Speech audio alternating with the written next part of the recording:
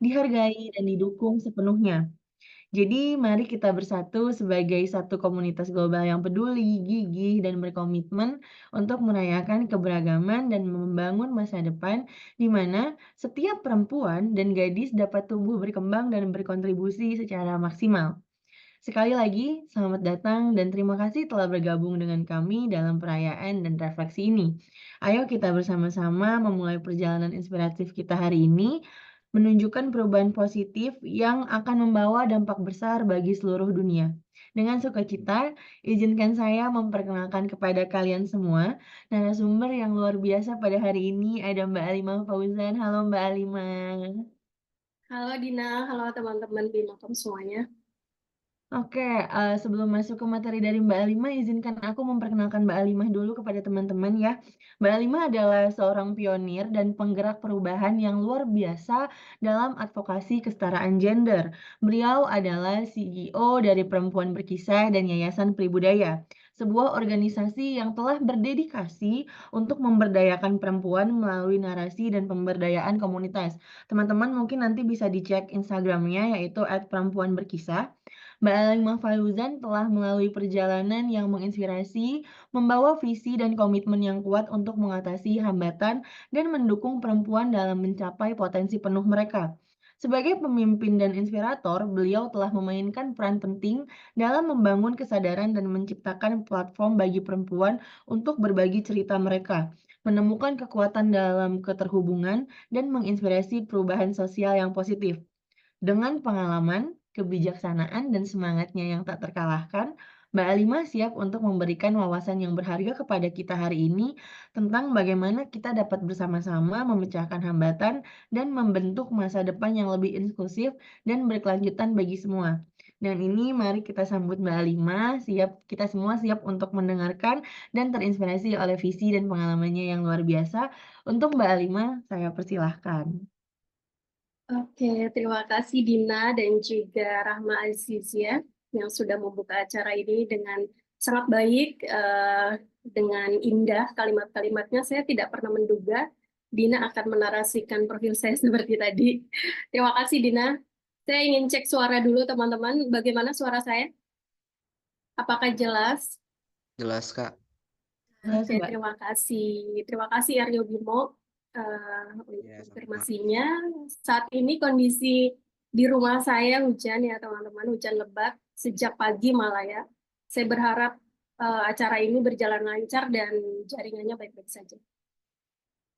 Bismillahirrahmanirrahim. Assalamualaikum warahmatullahi wabarakatuh. Om Swastiastu, Shalom, Namo Buddhaya, salam kebajikan, salam sehat, dan solidaritas untuk kita semuanya. Saya sebelumnya ingin mengucapkan selamat memperingati Hari Perempuan Sedunia atau International Women's Day, teman-teman. Di tahun 2024 ini, saya yakin perayaannya dinikmati dan juga dirayakan oleh semua pihak, mungkin dari kaum laki-laki juga yang selama ini mendukung kesetaraan, mereka juga turut merayakan Hari Perempuan Sedunia ini. Teman-teman, saya izin share dulu untuk slide saya. Saya senang sekali karena ini acaranya to the point ya, jadi kita langsung pada pembahasan. Apakah sudah terlihat, teman-teman? Sudah, Mbak. Sudah. Oke, terima kasih. Temanya tidak saya rubah ya teman-teman, Women in Leadership, Breaking Barriers and Shaping the Future. Sama persis seperti yang teman-teman di Makom berikan, dan kita akan membahas tentang ini. Pembahasan tentang kepemimpinan perempuan, kita tidak akan segera mengungkap tentang apa itu definisinya, kemudian trik-triknya atau strateginya bagaimana agar perempuan diberikan akses untuk menjadi seorang pemimpin. Tetapi lebih jauh dari itu, teman-teman, saya ingin kita memahami dulu konteks kepemimpinan perempuan di Indonesia. Pengalaman ini, pembelajaran ini, dan juga pengetahuan ini tentu tidak terlepas dari pengalaman saya di beberapa daerah pada saat menjalankan program, salah satunya adalah Women Led Village Reform. Waktu itu pertama kali implementasi setelah Undang-Undang Desa diperbaharui tahun 2004 akhir pada masa Presiden SBY. Dan kenapa ini menjadi kabar baik dan juga menjadi salah satu pendukung menunjang bagi kesetaraan gender di Indonesia dan sekaligus turut menjadi dorongan dari segi kebijakan yang memberikan kesempatan bagi perempuan untuk memimpin dalam berbagai bidang. Jadi nanti kita akan sekilas dulu memahami konteks kepemimpinan di Indonesia itu seperti apa, kepemimpinan perempuan di Indonesia itu seperti apa. Disclaimer dulu ya teman-teman, singkat saja, trigger warning ya, barangkali dalam pembahasan saya nanti ada kalimat-kalimat yang membuat teman-teman merasa tidak nyaman, teman-teman bisa langsung ungkapkan open mic atau mungkin chat saya. Dan jika kondisinya tidak memungkinkan untuk melanjutkan lagi, teman-teman bisa istirahat sejenak untuk keluar dari ruang meeting ini. Kemudian pemaparan materi ini berdasarkan pengetahuan, pembelajaran yang selama ini saya dapatkan dan juga saya terapkan, baik secara individu, personal maupun organisasi. Kemudian pemaparan materi ini hanya dipergunakan bagi peserta di kegiatan ini. Jika teman-teman ingin sharing video pendek, misalnya melalui reel atau story, tidak apa-apa, tetapi disebutkan konteksnya, sehingga tidak terjadi kesalahpahaman. Kemudian dokumen ini tentu saja bisa disebarluaskan hanya berdasarkan izin dari saya dan juga panitia. Tidak bisa disebarluaskan jika tidak ada izin dari sang pemilik dokumen ini. Teman-teman, kurang lebih seperti ini yang akan kita bahas ya. Kita akan perkenalan dulu sekilas, kemudian kayaknya untuk perkenalan nanti kita lewatkan saja, karena tadi Dina sudah menjelaskan tentang perempuan berkisah dan juga yayasan Perbudaya. Selanjutnya kita akan digital brainstorm, kemudian data explore, topik discussion, dan final statement, teman-teman. Ini adalah perkenalannya tentang Yayasan Pribudaya yang menaungi komunitas perempuan berkisah. Ini adalah yayasan berbadan hukum yang saat ini kita melakukan konseling setiap hari secara online dan juga pendampingan korban secara langsung. Kita juga melakukan kampanye dan juga pemberdayaan khususnya untuk teman-teman pendamping korban kekerasan. Oke, sekarang kita masuk pada digital brainstorm, teman-teman. Saya ingin teman-teman mengetik satu kata saja. Ketika teman-teman mendengar pemimpin perempuan itu, yang kalian pikirkan itu seperti apa? Tapi hanya satu kata. Jadi nanti akan menyingkat waktu. Sambil teman-teman menuliskannya, saya akan membuka hasilnya ya teman-teman. Ini sudah ada yang mulai, saya akan present.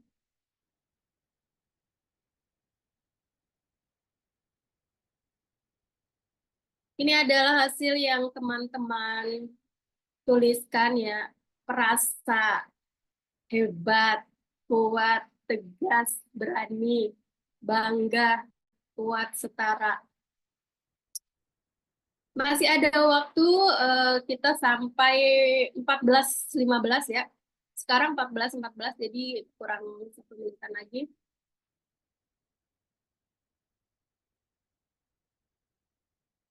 Setara, tegas, hebat, bangga, berani, kuat. Perasa, mungkin perasa itu empati kali ya.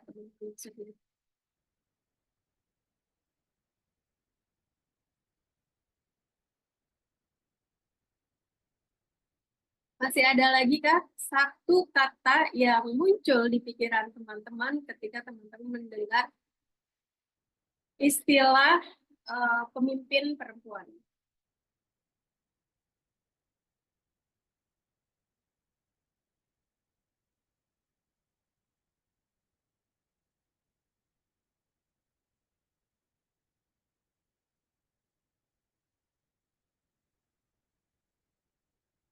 Oke, waktunya sudah habis karena sini sudah 14.15.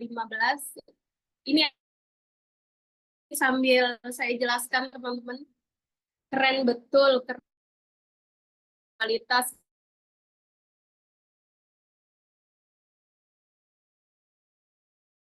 dampak positif. Ya, di sini yang nama atau mungkin atau seksis, teman-teman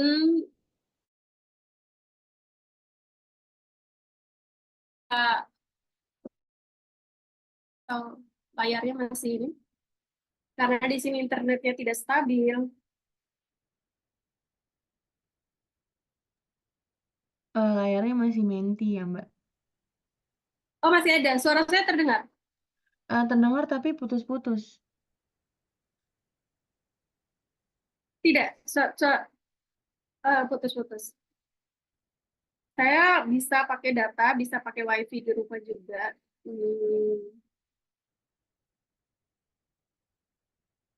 Coba saya pakai data dulu. Oke. Tapi WiFi juga aman sih. Oke, teman-teman, terima kasih. Ini hanya sekilas saja. Terima kasih kontribusinya untuk mengungkapkan dalam satu kata tentang apa yang teman-teman pikirkan dari pemimpin perempuan.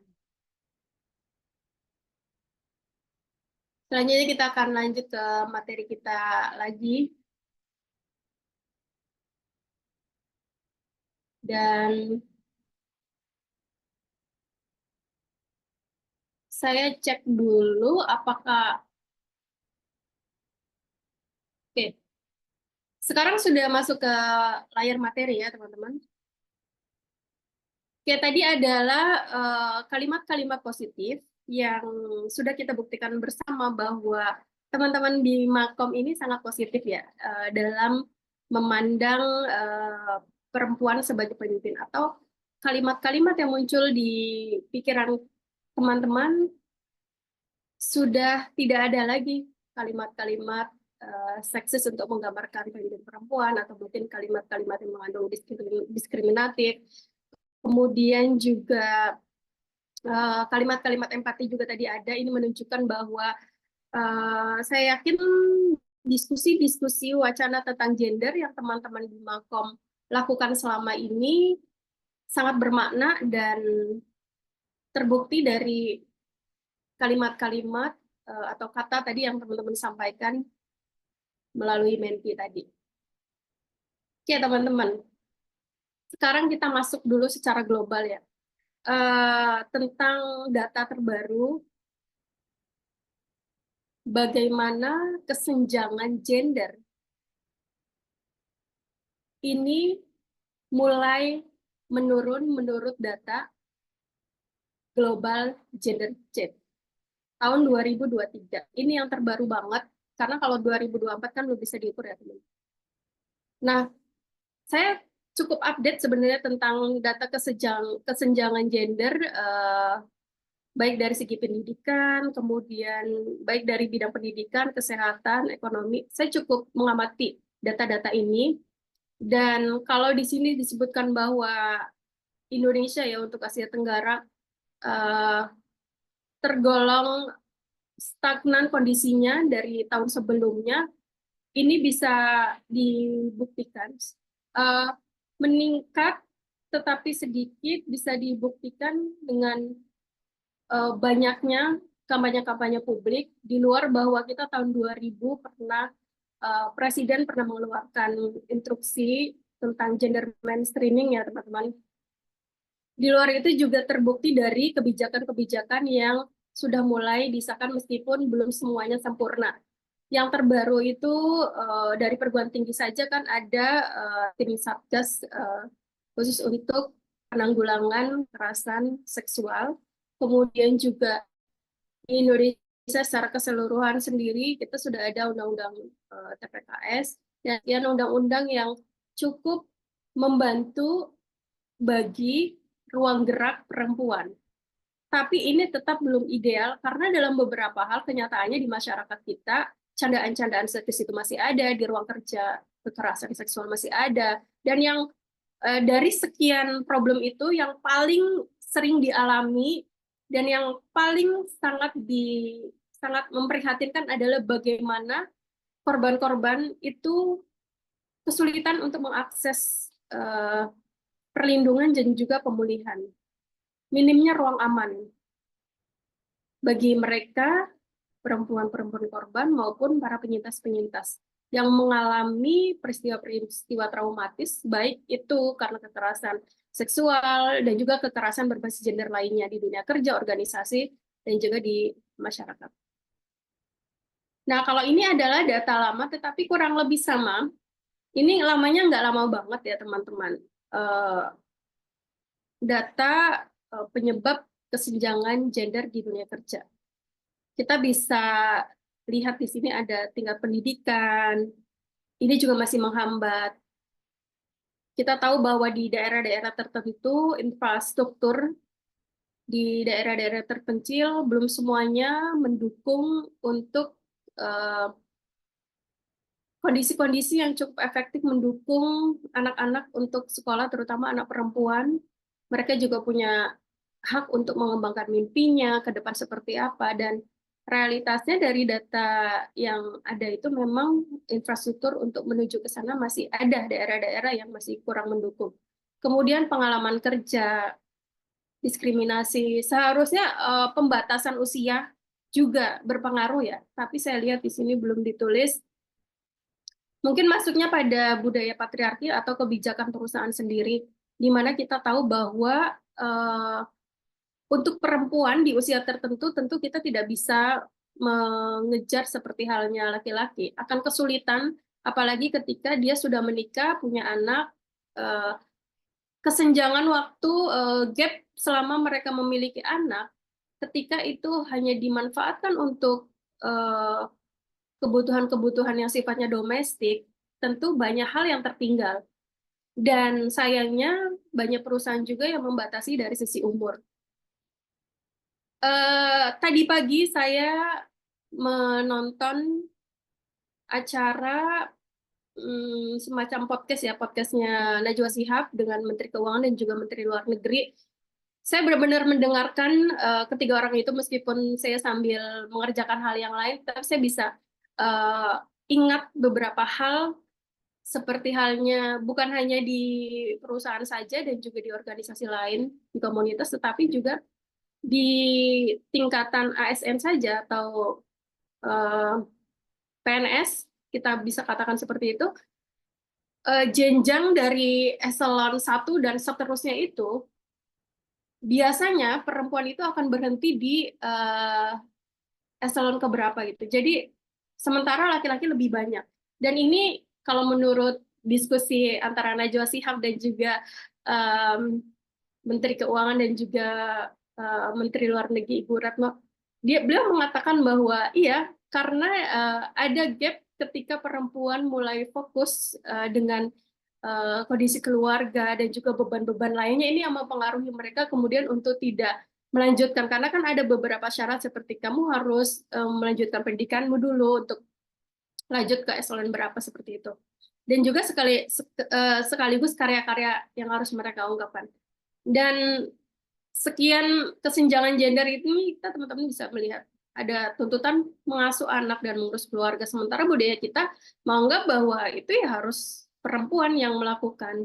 Meskipun sudah banyak rumah tangga muda yang mulai menerapkan prinsip reciprocity atau kesalingan, atau dalam Islamnya itu ada istilah mubadalah, tetapi belum semuanya melakukan itu.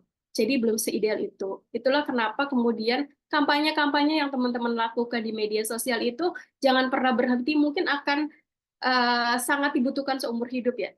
Karena setiap generasi itu berbeda.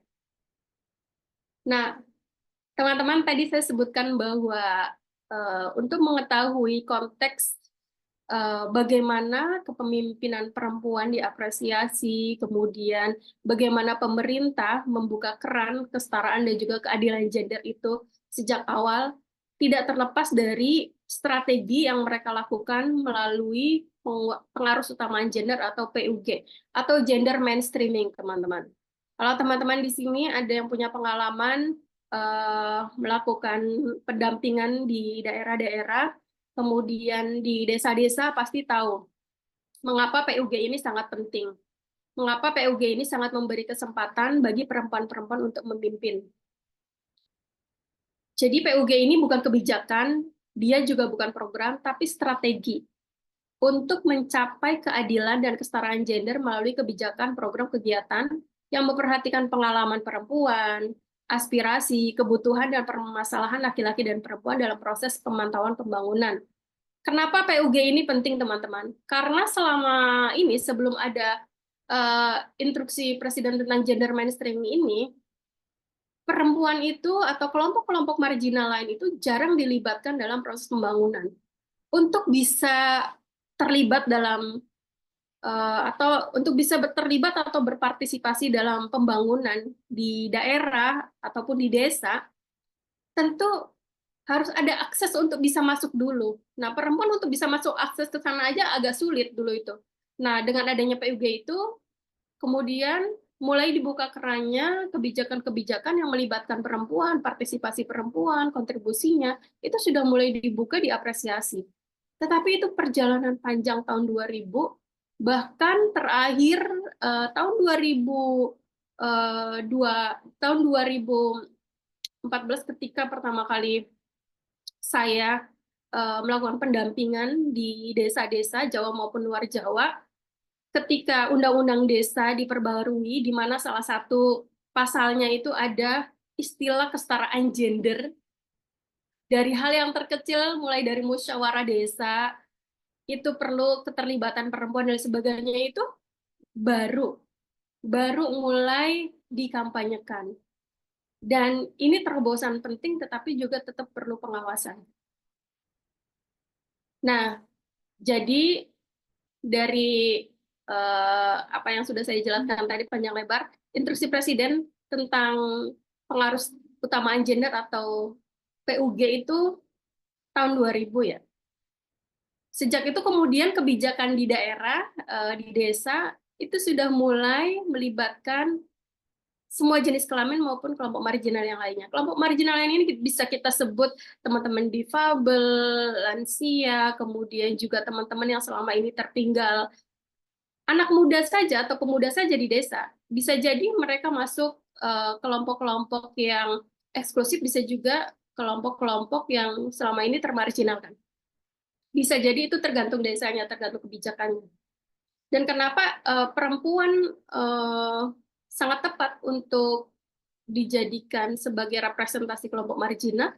Karena karena perempuan itu akan masuk dalam berbagai lini bidang, dan perempuan difabel, kemudian juga perempuan-perempuan di kelompok marginal lain, beban mereka bisa lebih berat.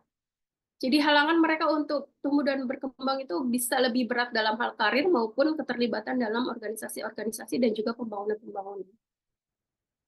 Nah, dari sini kemudian perempuan mulai paham tuh tentang, oh dalam sebuah pembangunan itu ternyata ada perencanaan, penganggaran, pelaksanaan, pengawasan, evaluasi, dan pertanggungjawaban. Saya mau tes dulu teman-teman, suara saya masih oke ya? Tidak putus-putus ya? Masih Mbak, nggak putus-putus. Iya. Iya, oke. Saya jadi ingat dulu waktu pendampingan di Poso, ada ibu-ibu yang pertama kali dilibatkan dalam pembangunan desa dan mereka baru baca undang-undang desa. Kemudian dengan senangnya mereka menghafalkan 4 istilah yang jadi kunci, yaitu akses, partisipasi, kontrol, dan juga manfaat. Teman-teman juga mungkin yang selama ini aktif di organisasi dan akan terlibat di kegiatan-kegiatan atau program yang ada di masyarakat, bisa mulai mengenal istilah-istilah ini. Waktu itu teman-teman ibu-ibu di Poso itu untuk memudahkan mereka menghafal itu menyebutnya akon parma. Akses, kontrol, kemudian partisipasi dan manfaat. Itu tidak urut sebenarnya, tetapi itu cara mereka untuk mudah menghafalkan istilah-istilah itu.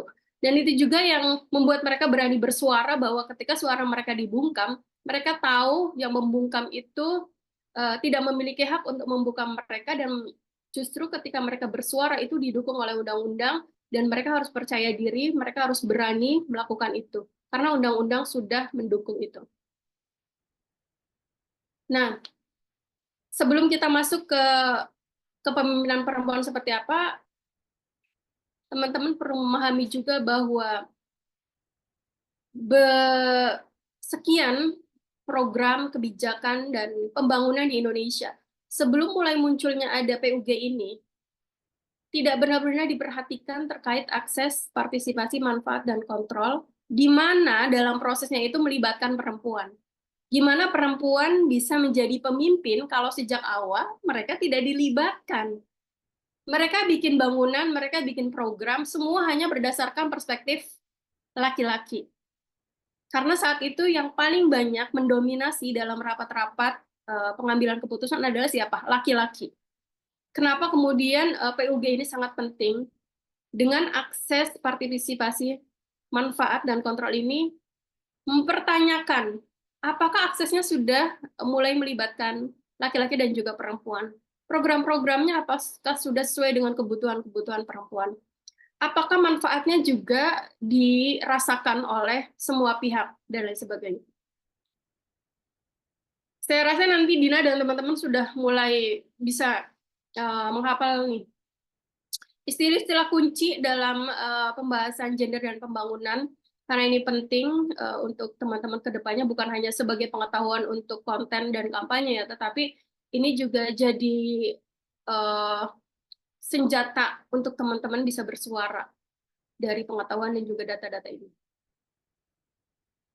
Nah, biasanya kalau di daerah-daerah dan juga di desa-desa, ketika ada program-program atau kegiatan-kegiatan, saya yakin ketika saya bilang bahwa kok kegiatannya itu-itu saja ya.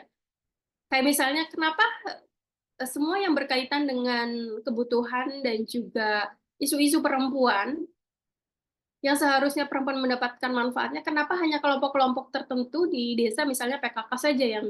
Nah, sementara program-program mereka juga belum semuanya mampu menjawab kebutuhan semua kelompok, terutama perempuan. Nah, ini karena pada umumnya para pengambil kebijakan, terutama yang di desa, mereka tidak benar-benar memahami kebutuhan praktis dan juga strategis gender. Ini yang kemudian berpengaruh pada penerima manfaat dan juga hasil dari pembangunan tersebut. Ini kalau dalam konteks pembangunan. Saya rasa dalam konteks organisasi dan juga komunitas serta perusahaan juga ini benar-benar bisa dirasakan. Nah, kalau teman-teman belajar tentang analisis gender, konsep ini dikembangkan oleh Moser, dan dasar pemikiran konsep ini tadi yang sebelum teman-teman sebelum slide ini ada akses, partisipasi, kontrol, dan juga manfaat. Ini ada dalam analisis gender yang dikonsepkan atau yang selama ini dipakai dalam analisis pembangunan perspektif gender dengan menggunakan analisisnya Moser ini, teman-teman.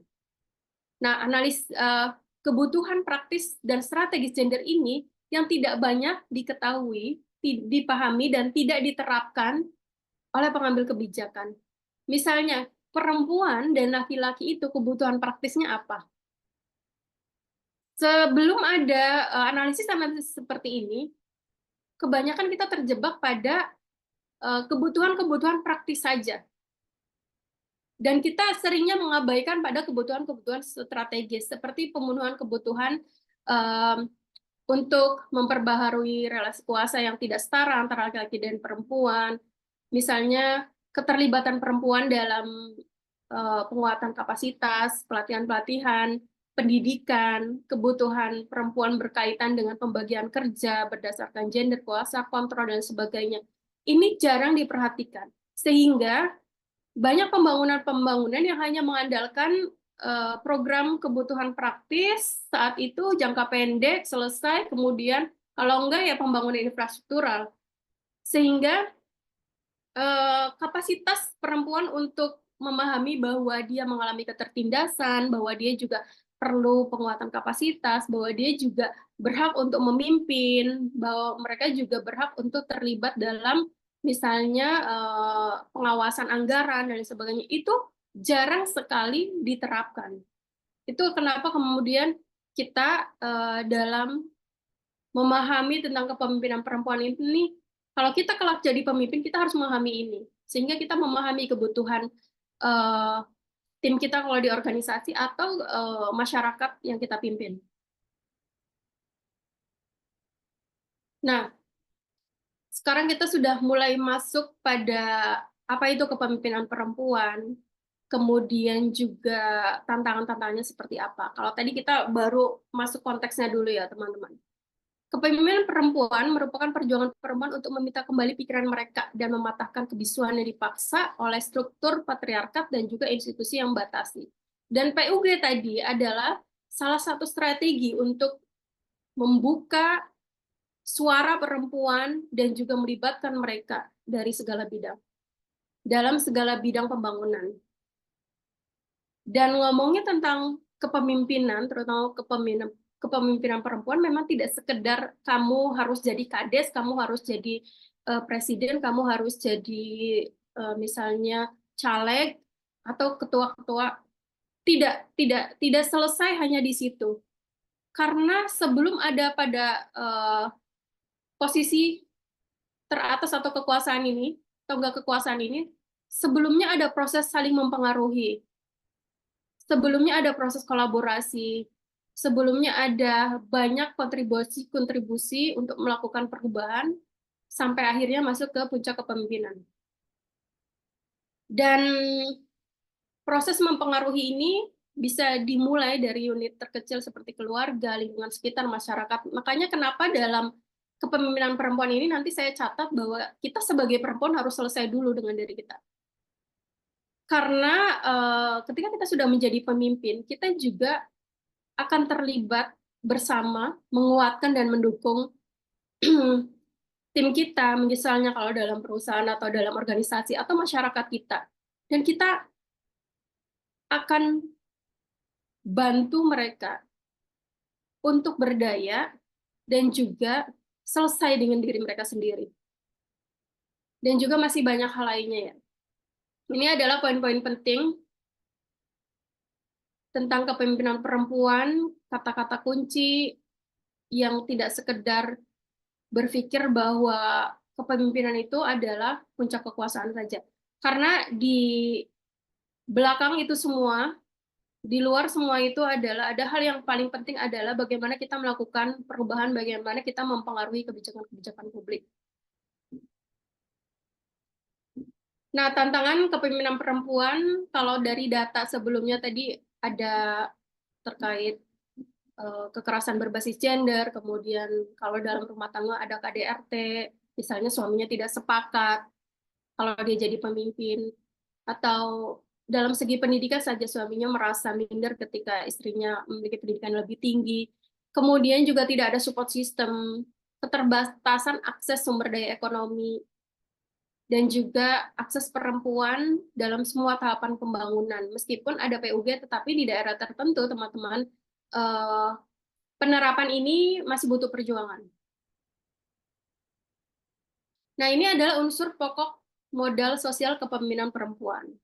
Kalau teman-teman di sini ada yang sedang proses membangun untuk memimpin sesuatu, saya yakin kita semuanya adalah pemimpin, meskipun dari hal yang terkecil ya, dan hal yang terdekat yaitu diri kita sendiri. Proses kita bangun pagi, bagaimana kita bangun dengan begitu disiplin, misalnya bagaimana kita bisa merapikan tempat tidur kita, kemudian bagaimana kita bisa melakukan sesuatu di lingkungan sekitar kita, itu menurut saya itu langkah awal bagaimana kita bisa disebut dengan kita juga adalah pemimpin.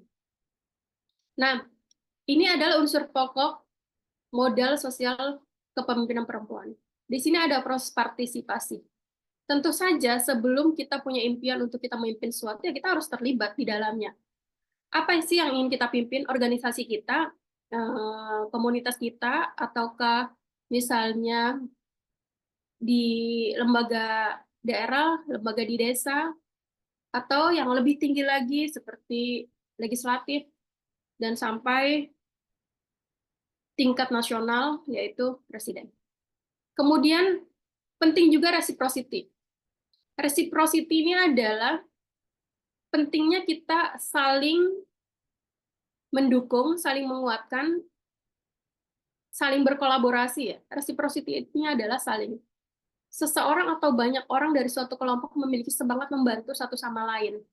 Jadi nggak bisa kalau kamu ingin jadi pemimpin, misalnya tiba-tiba kamu langsung daftar saja, tapi kamu belum melalui proses ini. Bisa mungkin jadi pemimpinnya, tetapi proses-proses yang seperti ini ditinggalkan akan berpengaruh pada bagaimana cara kamu memimpin dan bagaimana orang-orang yang kamu pimpin ke depannya. Dan bagaimana perubahan-perubahan itu akan terjadi. Kemudian di sini ada trust. Suatu bentuk keinginan untuk mengambil risiko. Dalam hubungan-hubungan sosial, tentu saja di sini harus ada saling trust. Kita nggak mungkin hadir dalam sebuah organisasi atau lembaga manapun ketika kita tidak merasa percaya diri bahwa kita akan mengubah sesuatu, dan organisasi ini juga percaya akan melakukan perubahan, akan bersama-sama bertumbuh. Kemudian ada norma sosial. Ini juga penting sekali diperhatikan teman-teman. Sebagai pemimpin itu kita akan dianggap tidak berkapasitas ketika norma-norma sosial ini tidak benar-benar kita terapkan dan tidak benar-benar menyatu dalam kita sebagai individu, sebagai manusia yang bermasyarakat. Nilai-nilai sosial juga, misalnya bagaimana kita menghargai satu sama lain, bagaimana kita mampu mengapresiasi, bagaimana kita mampu menggali informasi, penuh empati dari masyarakat maupun tim kita, bagaimana kita menghargai perbedaan pendapat, perbedaan keyakinan, dan sebagainya. Ini adalah unsur pokok modal sosial kepemimpinan perempuan. Laki-laki juga bisa. Sayangnya, memang selama ini pengetahuan-pengetahuan ini tidak begitu banyak dulu ya, tidak begitu banyak disosialisasikan kepada perempuan. Dan ini adalah kepemimpinan perempuan yang menurut saya ini kata kunci penting untuk kita memahami, dan jika kita ingin menjadi seorang pemimpin ya, bahwa yang lebih penting dari puncak kekuasaan itu adalah bagaimana perubahan-perubahan itu terjadi. Definisi kepemimpinan memang memiliki banyak pengertian, namun secara umum ada kata kunci penting, yaitu mempengaruhi dan juga perubahan. Bagaimana kita mau jadi pemimpin tingkat paling kecil sekalipun, proses mempengaruhi terus-menerus untuk melakukan sebuah perubahan yang kita inginkan bersama tim kita itu penting sekali. Dan juga penting sekali bahwa kita sebagai individu yang sudah saya sebutkan tadi, agar sudah mulai selesai dengan diri kita sendiri. Selesai dengan diri kita sendiri itu misalnya ya, kita tidak terjebak pada misalnya gosip-gosip tertentu, atau kita tidak terjebak bahwa ketika si A sudah lebih maju kemudian kita merasa minder, atau kita misalnya ingin menyerang seseorang karena berbeda pendapat dan juga berbeda gagasan dengan kita. Jadi hal-hal seperti itu harusnya sudah selesai dengan diri kita sendiri sebagai pemimpin. Syukur-syukur ketika teman-teman sudah berumah tangga, pasangan teman-teman adalah sosok yang memiliki keberpihakan terhadap perempuan, mendukung mimpi-mimpi teman-teman, kemudian juga mau berbagi peran, baik dalam hal domestik maupun peran-peran publik. Nah, ini juga ada beberapa kalimat-kalimat penting ya, bahwa kepemimpinan perempuan bicara mengenai proses mempengaruhi, ditekankan terus-menerus dari tadi oleh saya karena untuk mencegah bahwa yang ada di pikiran kita menjadi pemimpin itu adalah berada di top level ya, top position. Bukan seperti itu. Kalau teman-teman ingin benar-benar memahami, terutama untuk organisasi-organisasi di masyarakat dan juga institusi-institusi pemerintahannya. Ada proses mempengaruhi, dimulai dari unit yang terkecil.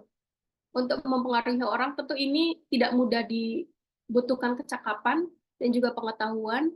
Jadi kalau teman-teman menikmati prosesnya selama ini di organisasi, memahami banyak hal, bagaimana membangun relasi, bagaimana mendengarkan tim, kemudian bagaimana menjadi bagian dari problem solver yang mulai dari hal terkecil ikut memetakan persoalannya seperti apa, bagaimana mempersilahkan mereka yang berbeda pendapat, kemudian tetap kita dukung.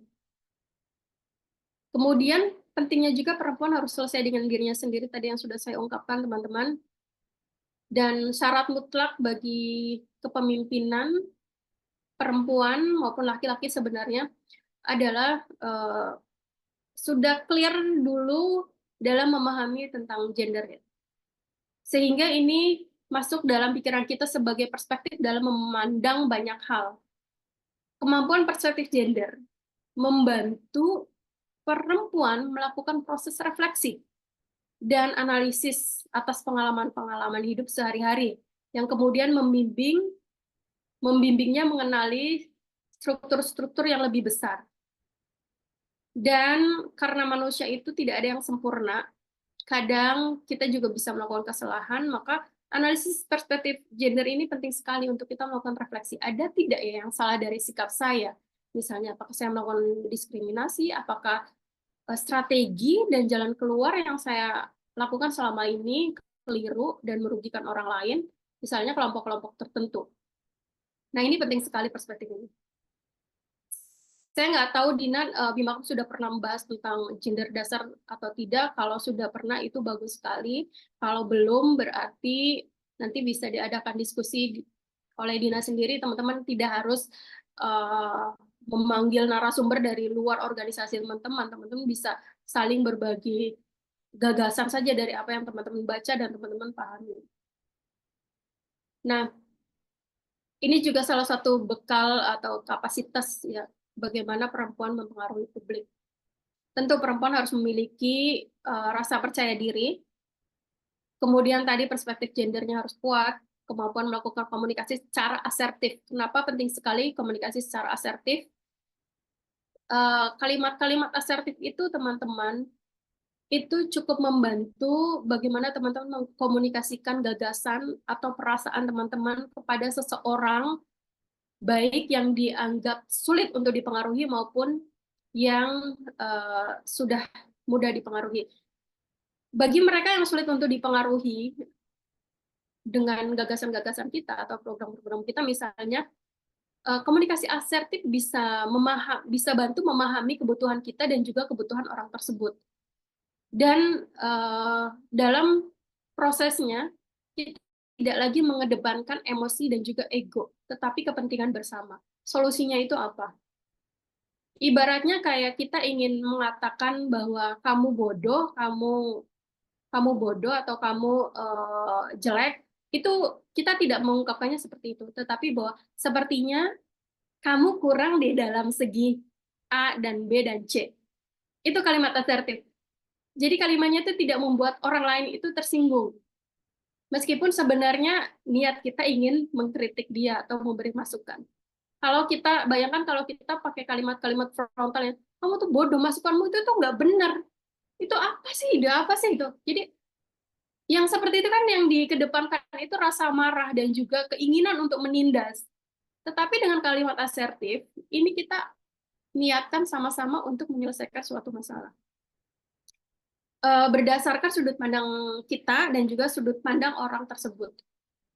Kemudian penting sekali teman-teman melakukan mulai mendalami tentang pengorganisasian komunitas maupun pengorganisasian masyarakat, karena itu adalah ilmu yang tidak bisa pelajari sekilas hanya dengan membaca, tetapi dengan terjun langsung di lapangan dalam hal ini adalah ya dengan dunia real kita.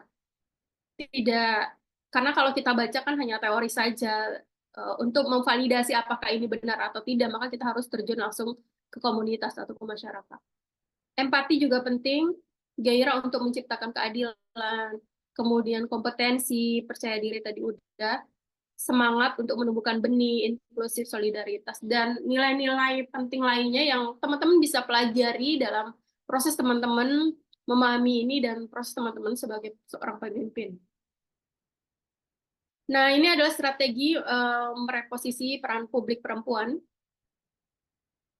Karena dengan peran publik perempuan terbuka sangat lebar, maka potensi perempuan untuk menjadi pemimpin, dipercaya dan diberi kesempatan untuk menjadi pemimpin itu sangat besar.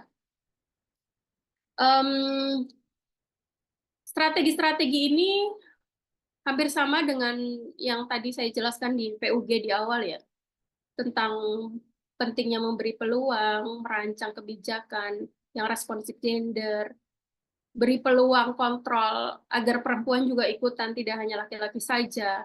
Kemudian penting sekali ini yang dilakukan bukan hanya di organisasi komunitas, pemerintahan maupun masyarakat dan juga perusahaan, yaitu adalah rekrut dan latihlah perempuan sebagai subjek pengelola sumber daya. Jadi kita harus mulai percaya bahwa perempuan bisa kok kalau kita latih, kalau kita kasih kepercayaan, kalau kita kasih ruang itu, kalau kita kasih akses. Memang semuanya berproses, tetapi kalau selamanya perempuan tidak dipercaya dan tidak diberikan akses ke sana, ya selamanya perempuan tidak akan bisa. Hanya orang-orang tertentu, hanya kelompok-kelompok tertentu yang bisa mengakses itu. Kemudian melindungi hak perempuan dan mengontrol pertumbuhan ekonomi. Melindungi ini salah satu kalimat penting bahwa untuk memberikan rasa nyaman kepada perempuan dalam bergerak di organisasi ya, kita harus menciptakan budaya itu. Nggak bisa organisasi mungkin, misalnya dalam sebuah organisasi di mahasiswa aja ya, teman-teman yang laki-laki tidak bisa egois misalnya, hanya untuk hal-hal terkecil, misalnya satu ruangannya ada asap rokok misalnya, atau ketika mengadakan meeting-meeting selalu malam hari, atau misalnya sikap-sikap teman-teman laki-laki misalnya tidak membuat nyaman teman-teman perempuan, ini jadi semacam budaya yang sengaja dibangun untuk menghalangi perempuan agar nyaman bergerak di organisasi tersebut. Oleh karena itu penting sekali perlindungan dan menumbuhkan rasa nyaman dan nilai-nilai inklusi dalam sebuah organisasi tersebut. Kalau kamu berkomitmen untuk memberi kesempatan perempuan berkembang dan maju sebagai pemimpin, ya kita buka aksesnya, kita ciptakan budayanya dong. Nggak bisa diukur dari perspektif kalian saja yang laki-laki misalnya. Dan juga hal-hal yang membuat perempuan tidak nyaman untuk berada di situ, sehingga mereka memilih untuk tidak aktif, mereka memilih untuk di rumah saja. Karena bagi mereka itu yang membuat mereka nyaman. Dan pelibatan laki-laki dan pemuda dalam program pencegahan kekerasan berbasis gender ini kalau konteksnya adalah di daerah ya. Nah, ini adalah tindakan mendukung akses perempuan terhadap posisi kepemimpinan. Kalau tadi kita sudah bahas tentang konteksnya, kemudian tantangannya apa saja, kemudian modal sosial pemimpin perempuan itu apa. Nah, ini kita sudah mulai masuk pada apa saja sih tindakan yang bisa kita lakukan untuk mendukung perempuan hingga mereka mampu percaya diri dan berani untuk mengambil posisi kepemimpinan ini. Pertama, perkuat kapasitas dan perspektif keadilan dan kesetaraan gender baik laki-laki maupun perempuan. Kalau konteksnya organisasi kemahasiswaan, mulai banyak dilakukan kegiatan-kegiatan diskusi-diskusi kecil-kecilan, mungkin nggak harus webinar yang besar, tetapi sangat intens untuk menggali perspektif teman-teman dalam memahami persoalan perempuan itu apa sih, dalam memahami tentang kesetaraan dan keadilan gender itu apa sih. Kemudian menciptakan ruang kerja atau ya ruang kerja di perusahaan maupun di organisasi, identitas yang aman dan inklusif untuk mendukung transisi ke peran yang lebih besar. Jadi kalau bisa kita selain menginisiasi ya ke kegiatan organisasi kita untuk memberi kesempatan perempuan untuk menguatkan kapasitasnya, misalnya kamu nggak bisa ya cara menegosiasi, melakukan negosiasi ya, kamu tidak bisa ya cara riset, kamu tidak bisa ya cara ini. Jadi ketika sudah memetakan kekurangan-kekurangan kapasitas perempuan di organisasimu itu apa saja, mulailah bikin program-program yang menunjang mereka untuk bisa melakukan itu. Jangan selalu laki-laki terus yang ditunjuk, misalnya. Udah laki-laki aja nanti yang ikut meeting dengan sana atau pelatihan dengan sana. Perempuan juga harus mulai dikasih akses. Agar perannya itu tidak berat sebelah dan bebannya itu sama-sama ditanggung. Ketika organisasi ini kolaps atau terjadi permasalahan, perempuan dengan kapasitasnya juga bisa bersama dengan laki-laki ikut menyelesaikan masalahnya.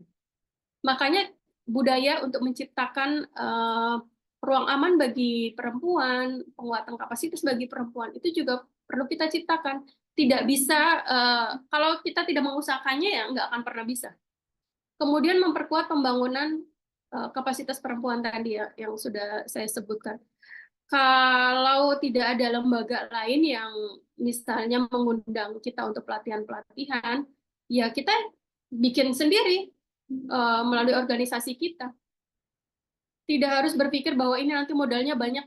Enggak, karena enggak semua hal itu membutuhkan materi yang besar.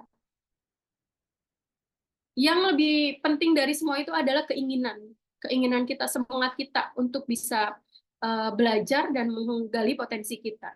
Dan ketika keinginan itu sudah ada dan teman-teman mau bergerak, maka yang dibutuhkan adalah sumber daya manusianya, bukan finansialnya. Finansial masih bisa dicari, tetapi kalau sumber dayanya nggak ada, itu akan sulit, tidak akan pernah bergerak. Saya rasa sudah cukup panjang ya, dan juga memakan waktu. Aku nggak baca chat ya, Dina ya. Jadi, saya nggak tahu kalau waktunya udah habis. Intinya bahwa untuk personal perempuan dulu ya, ketika kita memiliki keinginan, fokus saja pada keinginan tersebut. Kita pengen bisa pengetahuan ini atau kita pengen bisa skill ini, fokus di situ. Jangan hiraukan orang-orang yang meragukan kita. Dan ketika kita ingin menginisiasi sesuatu, fokus dan nikmati prosesnya. Bahwa keinginan itu datang benar-benar dari kebutuhan kita ingin berkembang, ingin bertumbuh, dan ingin melakukan perubahan. Libatkan jiwa kita, tidak perlu mentarget bahwa kita misalnya harus sampai puncaknya harus sempurna dan sebagainya. Yang penting dicoba dulu, bergerak dulu, sampai kita tidak sadar bahwa ternyata kita telah melakukan sesuatu.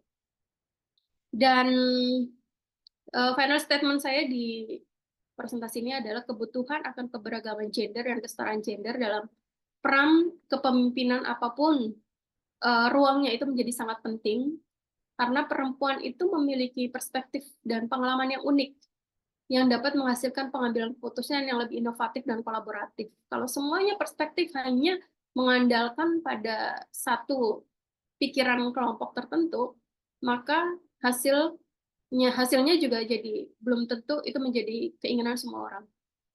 Dengan memberdayakan lebih banyak perempuan dan untuk mengambil peran kepemimpinan, kita dapat menghilangkan hambatan gender, menciptakan lingkungan kerja yang lebih inklusif atau organisasi, dan pada akhirnya mendorong capaian dan juga dampak yang lebih baik lagi yang bisa dinikmati manfaatnya oleh semua pihak. Kira-kira itu. Terima kasih teman-teman, mari kita berdiskusi. Selanjutnya saya serahkan ke Dina, untuk referensi teman-teman nanti bisa baca. Untuk instruksi presiden tadi juga teman-teman bisa download, sebenarnya saya juga ada. Nanti bisa teman-teman pelajari.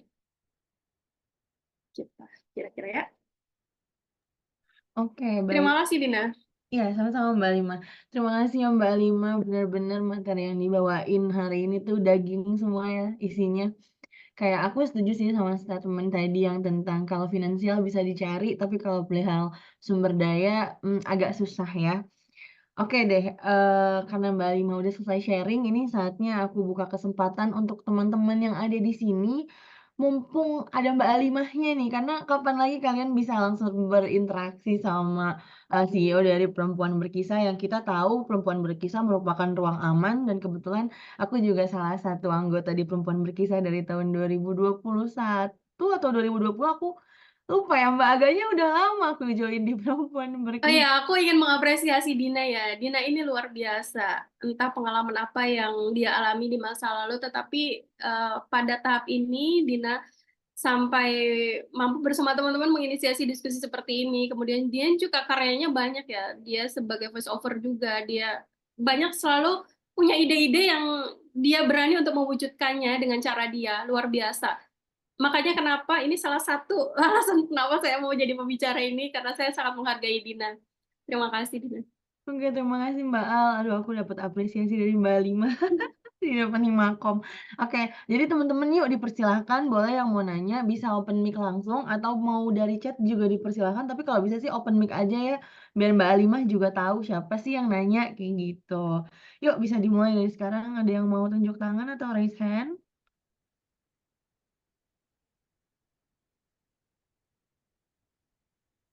Aku sambil baca di chat ya, teman-teman. Oke, ada yang nanya nih Mbak, dia lewat chat dulu ya. Jadi dia mau nanya, namanya dari Tania Tirta Aprilia, Mbak. Izin bertanya, Kak, hal-hal apa saja yang dapat membantu kita agar kita bisa selesai dengan diri kita sendiri? Oke, terima kasih Tania. Tadi juga sebelum Tania udah ada ini ya di Q&A itu penanya, mungkin nanti bisa sekalian saya jawab. Oke, Tania, terima kasih atas pertanyaannya. Ini pertanyaan yang menarik, yang penting, yang sangat mendasar. Mungkin selain Tania juga yang lain memiliki keinginan atau niat yang sama untuk memahami bagaimana sih kita bisa selesai dengan diri kita sendiri. Ini berdasarkan pengalaman saya, karena ini sangat personal, teman-teman. Sangat personal dan teman-teman tidak harus melakukannya seperti yang saya lakukan kalau teman-teman merasa tidak nyaman. Pertama, bahwa yang paling penting adalah kita memahami. Kita memahami kebutuhan kita memahami kapasitas kita memahami sumber daya kita. Memahami diri kita dulu. Sebenarnya kita itu siapa sih? Oh, saya selama ini misalnya memiliki passion atau memiliki ketertarikan pada isu-isu tertentu. Kenapa saya memiliki ketertarikan itu? Sampai terus digali, cara menggalinya teman-teman bisa melalui self-journaling ya, untuk memetakan gitu. Karena self-journaling itu teman-teman, self-journaling, menuliskan apa yang kita pikirkan, apa yang kita rasakan. Di situ ada proses di mana kita memetakan tentang diri kita. Oh, ternyata saya bisa di sini. Ketika di sini saya merasa nyaman. Kalau saya merasa nyaman berarti ketika di luar diri kita, di luar jiwa kita, begitu berisik misalnya, meragukan kita atau menjudge kita atau menghakimi kita, apapun sikap yang membuat mental kita lemah, maka seharusnya itu tidak lagi berarti bagi diri kita. Karena kita sedang fokus nih mengejar passion kita, mengejar mimpi kita. Dan kita sebagai individu, kita percaya bahwa kita bisa melakukan itu. Ini hal-hal yang paling mendasar dan sangat teknis ya. Tetapi teman-teman bisa mulai dari situ. Dalam proses self-journaling itu, kemudian setelah kita memetakan passion kita, kenapa alasannya seperti itu, dan bisa jadi nanti terkuak juga gitu. Oh, karena misalnya dulu sejak kecil atau keluarga saya begini-begini kurang bisa mengapresiasi saya, kurang bisa mendukung saya, sehingga sampai saya dewasa, saya menjadi sosok yang ragu terhadap diri saya sendiri gitu loh. Dan itu nggak apa-apa. Masa lalu orang-orang di jiwa-jiwa yang begitu meragukan kita, tidak mengapresiasi kita, tidak mendukung kita, itu nggak apa-apa itu. Tetapi itu bukan tanggung jawab kita untuk kemudian selalu merespon dan juga memasukkan semua kalimat-kalimat dan pikiran-pikiran yang melemahkan kita itu, kita tidak bertanggung jawab untuk mengizinkan semua itu masuk ke dalam diri kita. Karena yang berkuasa terhadap langkah kita ke depannya seperti apa, percaya diri atau tidak, itu adalah kita sendiri. Beneran deh, orang lain itu sama sekali nggak bertanggung jawab. Mereka hanya bisa melemahkan mental kita. Ketika yang selalu mereka lontarkan adalah kalimat-kalimat judgment, meragukan lain, dan sebagainya. Ini berbeda ketika kalimat-kalimat yang dilontarkan oleh mereka adalah apresiasi ya. Nah dari situ kemudian, oke, kalau saya sudah bisa memetakan passion saya mulai memetakan. Saya sendiri bisanya apa sih saat ini? Beda ya. Keinginan untuk ini dengan apa yang kita beda. Jadi apa yang kita miliki adalah sumber daya yang ada dalam diri kita yang kira-kira bisa kita wujudkan atau tidak. Ketika kita memiliki passion A atau ketika kita ingin mewujudkan suatu hal. Saya tes dulu suara saya ini nggak ya? Layarnya berhenti. Aman kok Mbak suaranya, nggak Oh aman. putus-putus. Oke. Aman. Nah jadi coba memahami apa yang kita miliki saat ini. Saya akan memberikan analogi begini. Ketika teman-teman melihat di lingkungan sekitar teman-teman begitu banyak masalah, kemudian yang ketika teman-teman fokus pada masalahnya, itu masalah nggak akan pernah selesai dan nggak akan pernah berhenti. Masalah itu akan selalu datang. Tetapi ketika teman-teman berfokus pada apa yang saya miliki, apa yang saya bisa, itu yang akan saya lakukan untuk menyelesaikan masalah itu satu persatu. Dan tidak fokus bahwa masalah ini kok nggak selesai-selesai. Aduh, saya kok merasa tidak berguna, saya merasa tidak bermanfaat. Nggak fokus di situ. Apresiasi apapun, sekecil apapun capaian yang sudah teman-teman lakukan. Ketika teman-teman sudah bisa melalui proses-proses semua itu, maka teman-teman sudah bisa dikatakan satu langkah menuju selesai dengan diri sendiri. Karena teman-teman sudah lagi nggak dipusingkan tuh dengan omongan orang.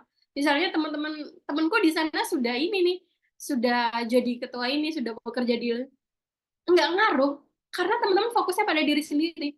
Ya, itu biarin mereka mau melewati saya, mau berkompetisi dengan saya, silakan lewati saya sekarang sedang menikmati proses saya. Karena nggak ngaruh juga sih. Orang lain merasa sudah menyayangi kita atau nggak ngaruh. Kehidupan pada akhirnya kita sendiri yang melakukan, kita sendiri yang bertanggung jawab. Teman-teman bangun tidur, makan, sarapan, gosok gigi, mandi, semua yang melakukan teman-teman sendiri, pakai tubuh teman-teman, pakai tangan teman-teman. Nggak ada tuh yang namanya orang lain kemudian ikut mandikan, ikut memberi makanan dan sebagainya, nggak ada. Jadi percaya bahwa apa yang kita miliki saat ini semuanya adalah sumber daya yang ya anugerah-anugerah yang sangat besar, yang jika kita benar-benar menyadarinya, mensyukurinya, dan memaksimalkannya, itu akan menjadi sesuatu yang sangat berarti bagi kehidupan teman-teman. Kira-kira begitu ya, Dina. Mungkin nanti Dina bisa mulai itu tuh, kita belajar tentang self-journaling untuk memetakan kapasitas Baik. kita. Semoga jawabannya bisa dengan mengerti ya Tania. Oke Mbak, ada lagi nih Mbak yang nanya dari Rosdiana, dia udah raise hand dan open cam juga. Boleh Oh ya, ditanya? Halo, silakan. Assalamualaikum. Halo Rosdiana, waalaikumsalam. Rosdiana ya? Iya benar. Iya. Aku mau nanya Kak, dalam hal memperjuangkan hak perempuan, bagaimana kita dapat bekerja sama untuk menciptakan lingkungan yang lebih mendukung dan inklusif, sedangkan lingkungan tersebut didominasi oleh laki-laki? Terima kasih. Baik, terima kasih Rosdiana. Ada beberapa cara. Cara yang pertama, kita mulai memetakan dulu aktor-aktor di dalam organisasi tersebut yang kira-kira bisa mendukung ide-ide gagasan kita untuk menciptakan kepemimpinan yang lebih inklusif itu. Teman-teman petakan dulu. Nanti ada tahap di mana ketika teman-teman merasa di ruang tersebut, di organisasi tersebut, ternyata sulit sekali ya untuk kita ubah, maka itu nggak apa-apa. Jangan merasa kemudian kita gagal atau kita sulit untuk menembus itu. Masih ada pilihan, ya kalau kita ingin bertumbuh sementara yang lain tidak mau bertumbuh, ya udah kita cari ruang lain. Kita cari organisasi lain yang bisa memahami value kita, yang bisa sama-sama bertumbuh mengembangkan ide-ide dan juga gagasan kita. Ini yang sering kita sebut ada organisasi-organisasi yang toksik yang kadang susah untuk kita ubah. Apalagi misalnya kita hanya perempuan di situ satu-satunya, dan sementara banyak hal-hal di luar diri kita yang dilakukan oleh mereka di luar kendali kita, dan bukan tanggung jawab kita saja untuk melakukan perubahan itu. Jadi nggak apa-apa banget kalau misalnya ketika teman-teman sudah memetakan aktor di dalamnya yang ternyata kok ada ya yang bisa. Nah, dari situlah sudah mulai melakukan pendekatan atau kolaborasi dengan organisasi-organisasi di luar organisasi kita yang memiliki keberpihakan pada isu-isu tersebut. Tetapi kalau segala upaya terus sudah dilakukan, kemudian ya kayaknya sia-sia deh. Nggak ada yang sia-sia. Teman-teman sudah berusaha sebaik mungkin, dan pada akhirnya ketika teman-teman memutuskan untuk meninggalkan organisasi tersebut, tanda kutip organisasi toksik, maka bukan teman-teman yang merugi, tetapi organisasi tersebut yang seharusnya merasa rugi karena kehilangan sosok yang memiliki value, sosok yang memiliki pemikiran-pemikiran progresif ya untuk organisasi ini ke depannya. Nah, kalau ternyata organisasi itu adalah organisasi teman-teman sendiri yang teman-teman inisiasi, maka jangan sungkan-sungkan untuk melakukan penguatan kapasitas, bagaimana kita memahami isu ini, isu disabilitas misalnya, dan juga isu inklusif lainnya. Kita bisa mulai kolaborasi-kolaborasi dengan organisasi yang concern pada isu ini. Nggak apa-apa banget kita belajar dari organisasi lain, ketika kita sudah memahami strategi mereka seperti apa, kita bisa mulai menerapkan itu. Dan tentunya ini butuh energi ya.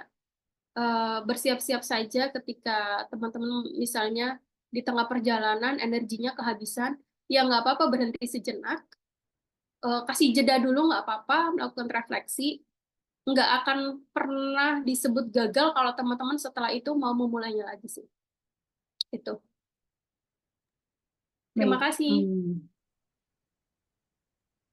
Terima kasih Kak, jawabannya sangat membantu. Oke. Sama-sama, Rosdiana. Jadi kalau misalnya organisasi itu diinisiasi kamu sendiri, ya kamu bisa mulai dari diri kamu sendiri ya. Oke. Terima kasih Mbak Al atas jawabannya. Aku buka satu kesempatan lagi ya karena waktunya juga udah cukup sore. Adakah satu lagi yang mau bertanya? Tadi sih di sini ada Aisyah yang mau Ini nanya. ada Maria Dominika. Oh boleh, silahkan yang mau bertanya. Bagaimana seorang perempuan bisa memimpin dengan cara yang memberdayakan? Ini pertanyaannya ya Maria ya. Maria masih ada di situ ya? Ini yang di Q&A saya temukan. Maria masih ada ya? Oke. Masih ada Mbak? Bagaimana sih cara kita menjadi pemimpin yang memberdayakan, menjadi pemimpin perempuan yang memberdayakan? Ini tadi, satu, pertama bahwa kita harus selesai dengan diri kita sendiri. Kedua, pentingnya perspektif ya. Kalau bisa perspektif gender kita harus udah clear ya. Karena dengan perspektif gender yang kuat, keadilan dan kesetaraan yang kuat, maka ini akan berpengaruh pada cara pandang kita melihat orang lain. Cara pandang kita melihat tim kita sendiri. Pemimpin-pemimpin yang memberdayakan tidak menempatkan dia sebagai seorang yang lebih tinggi posisinya atau relasinya daripada orang lain atau daripada timnya, daripada anggotanya dan juga pengurus lain. Dia menempatkan diri secara setara, dan ini adalah halo Mbak, putus-putus. Oke. Sekarang gimana Dina? Udah aman. Oke. Tadi ada yang terlewat ya. Jadi pertama bahwa kita harus selesai dengan diri kita sendiri. Kedua, perspektif kesetaraan dan keadilan gender dan keberpihakan kita pada perempuan dan juga kelompok marginal lain harus sudah mulai digali, harus diperkuat. Karena dari perspektif ini akan berpengaruh bagaimana cara pandang kita melihat orang lain, cara pandang kita melihat tim kita, anggota kita, termasuk bagaimana kita menempatkan diri kita secara setara dengan yang lainnya. Ketika kita sudah memiliki pemikiran ini dan menerapkan nilai-nilai kesetaraan ini, maka dalam setiap ruang gerak kita, dalam gerakan kita memimpin, itu akan berpengaruh dari cara kita berbicara.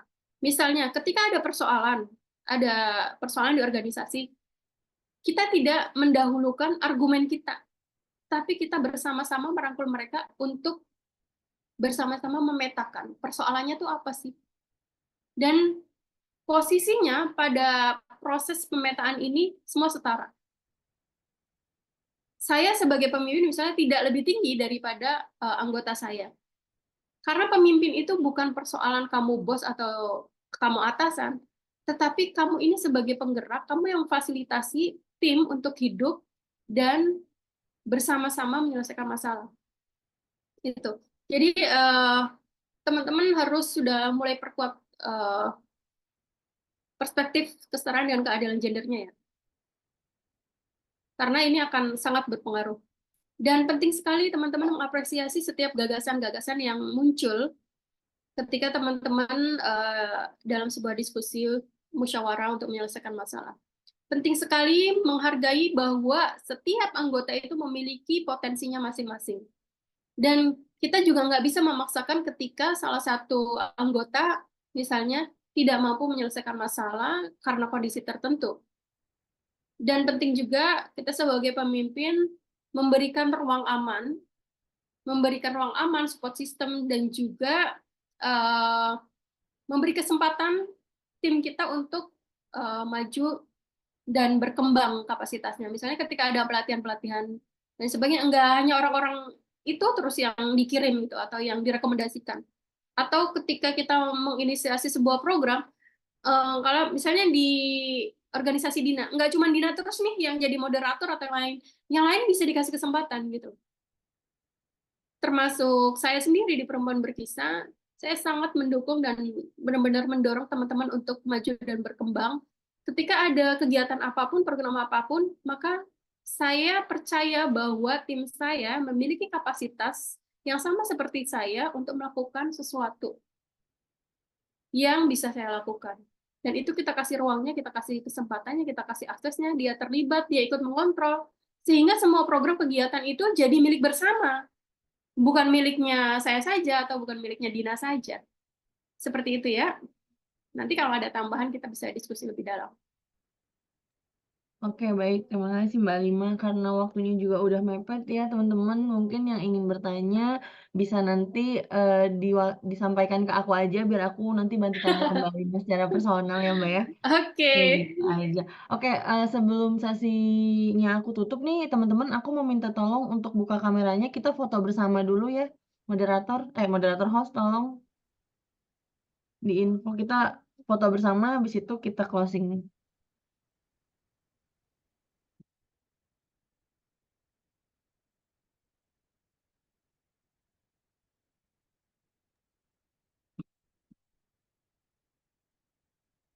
Halo teman-teman yang masih off cam, mungkin bisa dinyalain dulu yuk kameranya. Kita foto dulu.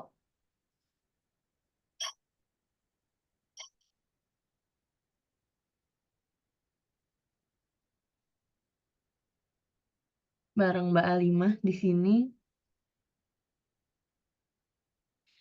Zia, tolong standby ya Zia. Buat foto. Nanti Zia yang hitung.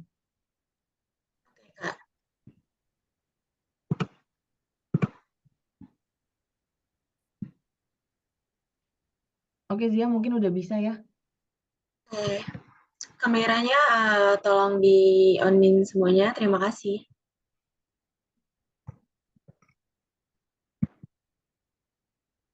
Satu, dua, tiga. Tahan ya.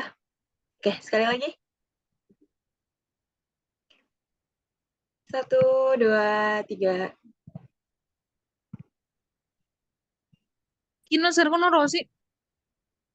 Oke, udah Kak, udah Oke, aku. baik. Terima kasih. Aku ambil alih lagi Oke. ya.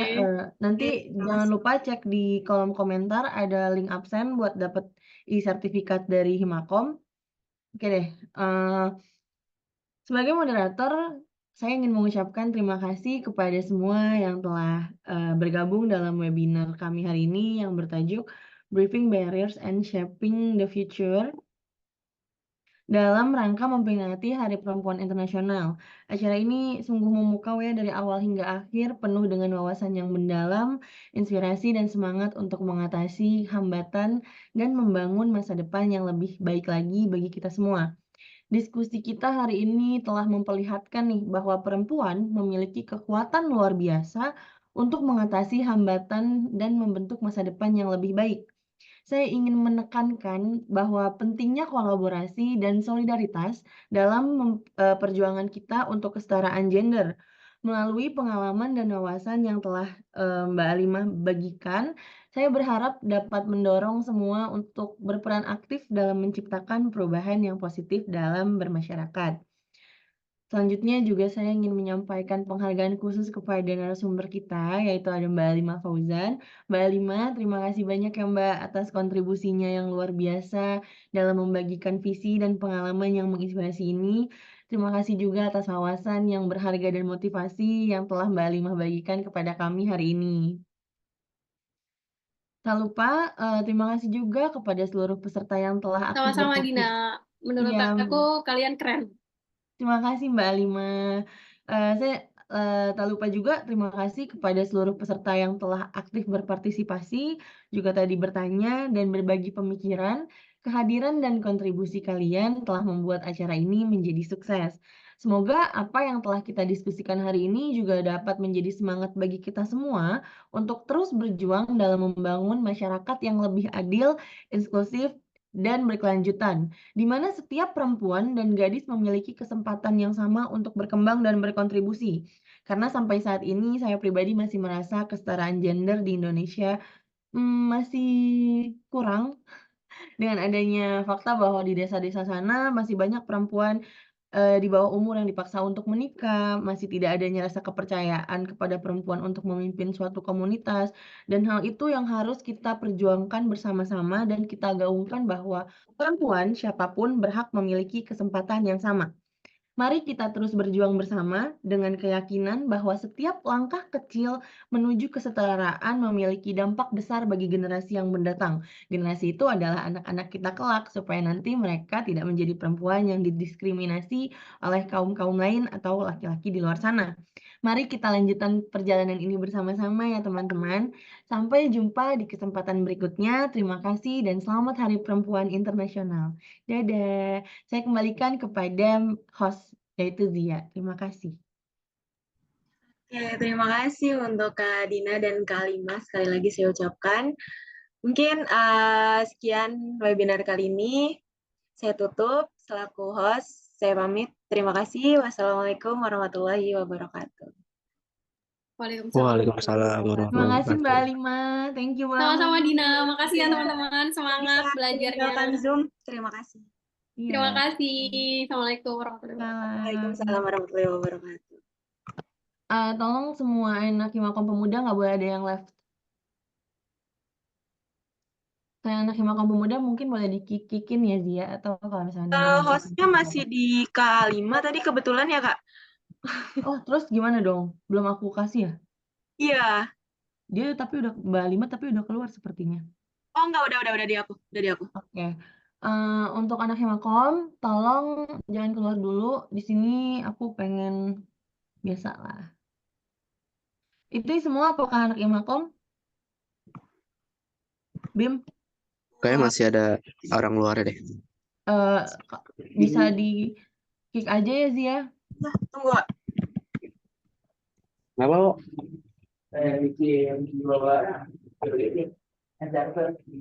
Ya udah. Berarti 3 konten kan?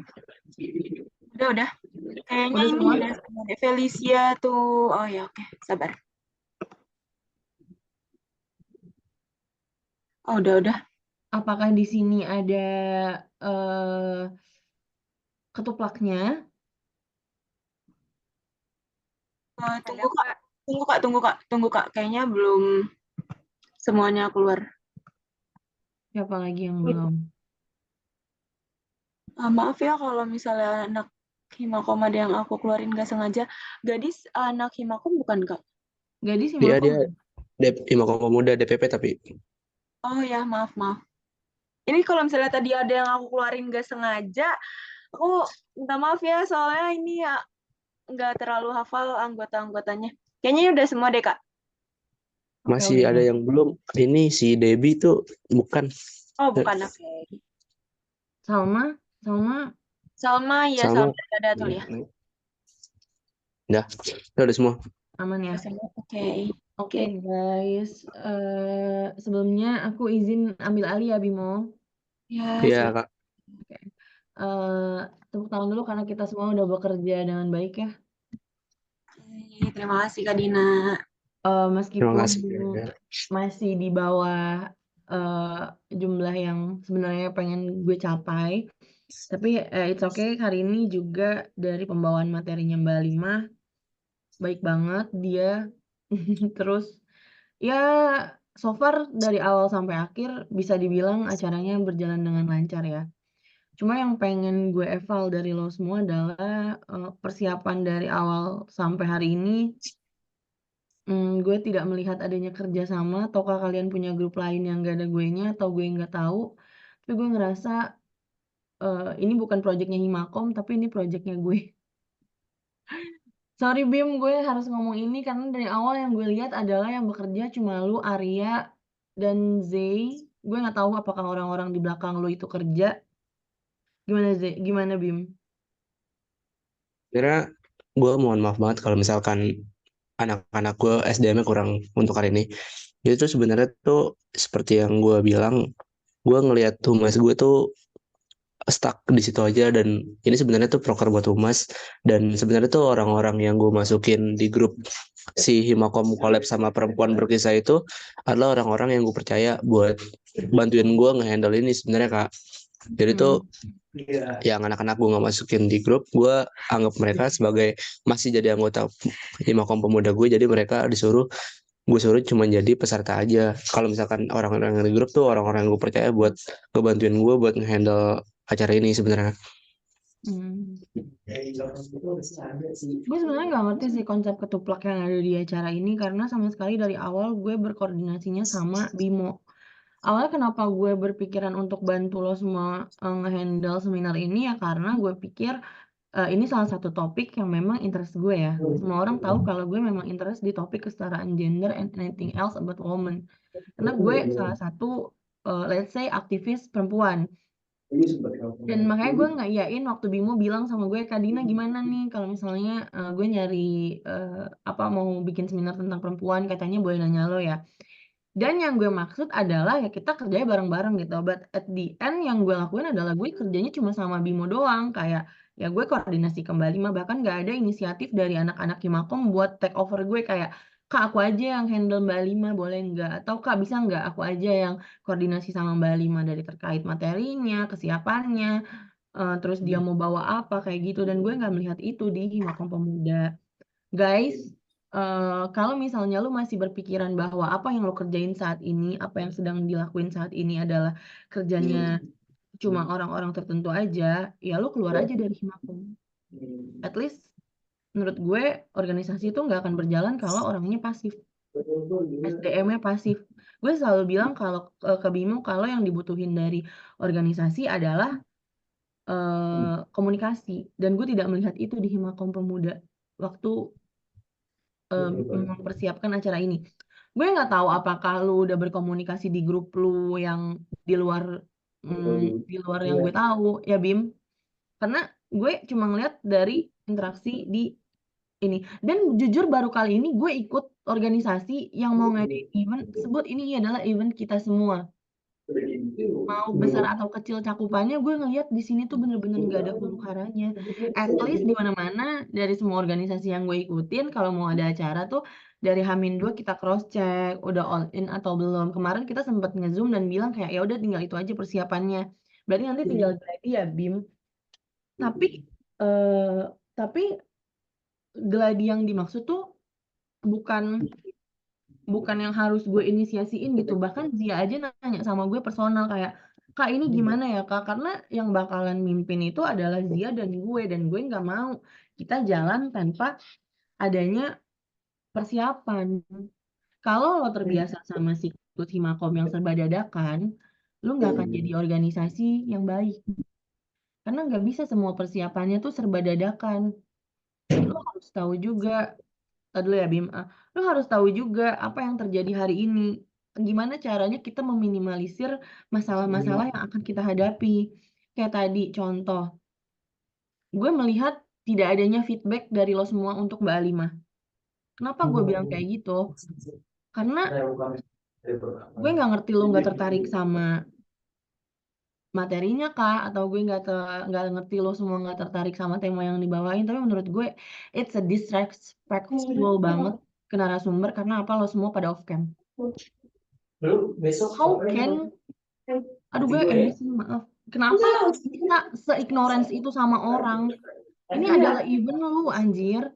Gue di sini adalah orang yang ngebantu event lu, dan gue ngelihat semua orang off cam. Yang on cam cuma host doang. Sama tadi Rosdiana gue lihat, dan itu buat gue kayak yang gue nggak tahu gimana kalau misalnya nanti gue cerita ini ke Sadam dan Reski ya. Karena hancur banget guys.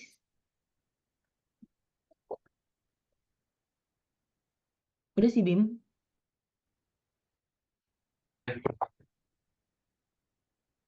Ya paling gue nggak bisa ngomong apa lagi kan, soalnya semua terjadi. Lu udah bener gak sih, maksudnya dengan Tapi gue gue mau menghargai kerja keras lo kok Bim, karena setelah ini gue pun tahu kayak bukan lo yang nggak bisa kerja, tapi memang anak SDM lo yang terlalu parah ya ignorance-nya, atau mungkin mereka ngerasanya organisasi Makom tuh nggak sepenting itu buat mereka. Who knows? karena apa ya, sebenarnya tuh dengan adanya webinar ini tuh gue nyari flow buat anak-anak. Kayak lu sebenarnya tuh suka di bagian apa sih? Kayak misalkan kemarin badminton sepi, webinar sepi, terus kalau rapat yang datang juga sepi. Maksud gue ya udah, gue kapan kelarnya deh di sini deh, gue nyari itu deh biar cepet-cepet nggak kepikiran besok mau bikin apa, Yes. harus ngumpulin LPC sampai di titik itu. Dan sebenarnya tuh di webinar kali ini tuh gue mau matahin itu semua, kayak gue masih tanggung jawab. Dan sebenarnya proker ini kan proker kita tahun lalu ya Kak, kayak kita udah janjian tapi nggak terlaksana. Tapi akhirnya gue diperpanjang jabatan gue, ya maksudnya mau nggak mau gue dijemput di sini dengan ada utang gue sama lu, ya gue jalanin ini. Tapi ya gini hasilnya, gue jadi udah tahu kalau misalkan next Makom mau bikin webinar atau seminar, gue udah tahu gambarannya kalau misalkan SDM cuma segini. Jadi pelajaran aja buat gue. Ya benar guys, gue nggak ngerti ya gimana pendekatannya Bimo sama lo semua, atau pendekatannya Himakom Pemuda kalau semua. Tapi uh, it's really hard to say. Sebenarnya gue nggak pengen ya ngejudging organisasi. Aduh, gue tuh sedih deh kalau ngomong ini, karena organisasi ini adalah organisasi yang gue sayang gitu. Gue nggak akan mau susah payah bantuin lu semua buat handle webinar ini sampai gue kasih foundernya. It's a founder, kayak Mbak Lima itu pendiri Perempuan Berkisah yang dia tuh bahkan jarang mau untuk ngisi acara organisasi. Kayak pasti dia ngasih ke orang yang dia percaya, kayak ya udah nanti ke Angel ya, nanti ke ini ya. Tapi tadi kalau lo dengar sendiri kenapa Mbak Alima akhirnya mau nerima tawaran, ya karena gue selalu coba gitu. Apa yang gue rasain di luar sana harus anak-anak gue rasain. Gue tahu sih lu mungkin pada nggak kenal gue karena gue udah nggak ikut campur di urusan Himakom lagi ya. Udah lama juga gue nggak ngobrol sama anak Himakom Pemuda. Tapi guys, ayo dong, lu nggak akan bisa maju kalau misalnya dari ini tuh, aduh, ini tuh adalah proker kecil jir. Lu belum disuruh bikin webinar seminar yang offline yang harus nge-guide banyak orang, yang harus nyari sponsor di mana-mana. Ini tuh masih event kecil yang harusnya tuh bisa lu omongin, lu komunikasiin. Kayak masa yang kerja Arya, Bimo, Zay, sementara orang-orang di sini tuh nggak tahu apa-apa. Kan nggak bisa juga kayak gitu. Terus kayak Dela Ketuplak. Gue tadi nanya sama Bimo ya, gue nggak inget sih gue pernah koordinasi atau enggak sama Dela. Tapi waktu gue dikasih kepercayaan jadi ketuplak, meskipun gue nggak tahu gue harus apa, gue cari tahu tuh apa job desk gue. Gue akan aktif nanya sih ke orang-orang kayak, Kak, ini gimana ya? Aku baru pertama kali jadi ketuplak. Kak, aku harus ngapain ya? Nggak salah kok kalau nanya. Justru kalau lu malu nanya, ya lu bakalan di situ-situ aja. Dan jujur gue kecewa banget. Sampai gue tadi mau nanya, Bim, apakah ketuplaknya cuma taruh nama doang? Nah, gue nggak dapetin apa-apa dari ketuplak. Gue nggak dapetin. Yang ngasih rundown ke gue Bimo, yang minta foto gue Bimo, yang nanyain narasumber Bimo, yang tadi bantu nge-hosting Zia, yang bantu editing Arya. Dari sekian banyak orang, gue nggak tahu perannya Anissa Rizky Safitri ini apa, perannya Fajar apa, Salma apa, Ranggo apa, si Safira sebagai sekretaris gue tahu, Renja bantuin juga. Gadis gue nggak tahu, apalagi Dela yang ketuplaknya. Ngapain lu? Ngapain lu ada di grup kalau lu nggak bersuara? Itu doang sih. Bim, sorry ya gue jadi marahin anak-anak lo. Nggak apa-apa. Biar mereka tahu job desk-nya mereka masing-masing. Sekarang gue mau nanya dong si Dela. Dela, apakah lu menghargai gue? Ya, Kak Din. Dela, kenapa Del? Lu jadi ketuplak dipaksa apa gimana? Dipaksa sih enggak, tiba-tiba Kak Apa? Bimo itu kirim proposal. Sebenarnya Kak Bimo ngomong ke saya kalau misalkan dia besok bisa bikin proposal enggak. Tapi beberapa hari kemudian, besoknya aku nanya, Kak, jadi kita bikin proposalnya. Oh iya nanti ya dia lupa katanya gitu. Terus besoknya Kak Arbin ngirim proposal dan di situ gue baru tahu kalau gue jadi ketupak. Di situ dia ngomong lo jadi ketupak ya katanya gitu. Nanti buat apa-apanya aku yang bantuin. Baru di hari pertama kita jimit itu ketika kakak udah keluar, aku nanya ke Kak Arbim untuk selanjutnya Kak, untuk selanjutnya aku bisa bantu apa lagi Kak? Aku bilang gitu. Udah kok dia udah aman, paling tinggal minta logo di Impra sama organisasi lain yang ikut bantu webinar kita gitu. Oke. Sebenarnya ini juga ini ya Bim, apa ya namanya? Menurut gue ini tuh sebenarnya adalah sebuah hal yang harus lo pelajarin juga ya Bim. Dari dulu gue juga paling gak suka kalau tiba-tiba nama gue ditaruh. At least lo harus punya konsen sama orang yang bersangkutan. Jadi kalau Dela tadi ngomong kayak gini ya gue nggak bisa marahin dia lah karena dia nggak tahu menau. Cuma setelah dia tahu dan dia nggak ngapa-ngapain, menurut gue Dela juga salah. Even dia udah nanya bantuin apa, at least kalau si Bimo nggak jawab ya kan lo bisa tanya gue di grup Kak butuh apa lagi. Sama ini sih komunikasinya tuh parah banget sumpah. Semua yang ada di grup itu menurut gue semangat deh Bim buat ngejalanin Himakom Pemuda ini. Kalau dari gue sih itu aja ya karena udah tersampaikan semua. Ya semoga next event, next proker nggak ada lagi hal-hal kayak gini. Ini jadi salah satu tamparan keras ya harusnya buat lo semua. Karena gue sampai bingung mau ngomong apa. Jadi ya udahlah. Yang lain ada yang mau disampaikan nggak sebelum gue keluar? Karena gue juga mungkin perlu dengar omongan dari lo semua kali ya, nggak cuma dari Arbin. Anissa Rizky Safitri, dia sebagai apa, Bim? Gue sebenarnya masukin anak dua-duanya itu karena gue tahu anak dua-dua di Imakom tuh kalau misalkan nggak disuruh tuh nggak bakal gerak. Gue masukin anak dua-duanya dengan tujuan mereka yang nge-guide lah angkatan mereka. Nah, gue masukin si Iki itu berhubungan sama si Iki kan sekarang jadi wakil koordinator pemuda nih, wakilnya Ranggo. Maksud gue gimana caranya dia belajar tanpa gue suruh. Kayak lo ajaklah lo rangkul angkatan 2022 lo, jangan semuanya gue gitu. Ya, kayaknya emang harus ketemu ya, Bim. Nanti next time kalau ada rapat-rapat lagi, mungkin gue boleh diinfoin. Gue akan datang deh buat ngeliat sendiri gimana anak-anak Himakom Pemuda yang sekarang. Karena kalau di generasinya kayak gini ya, we will see adanya kemunduran buat Himakom. Karena yang gue tahu Himakom tuh inisiatifnya kencang banget, gila. Dari dulu, dari awal gue join Himakom, meskipun banyak salah dan banyak banget apa ya, halangannya, tapi at least dia punya jiwa inisiatif yang tinggi ya. Kita zamannya gue, makanya gue pengen lihat dulu deh. Yaudah ya Al, thank you banget buat webinar hari ini. Aku cuma bisa bantu sampai situ doang. Maaf kalau aku banyak salahnya selama jadi moderator, atau tadi aku tiba-tiba eval kalian sambil marah-marah, sambil bilang aku kecewa dan lain-lain. Ini sebenarnya sebagai sebuah masukan buat kalian juga. Semoga kedepannya nggak ada lagi hal-hal kayak gini. Semangat buat tim Akom Pemuda. Dah, dari aku gitu aja. Oke, thank you ya Kak Dina. Kak Dira, Kak Dina, Iya, makasih. thank you, Ji. Thank you, Oci.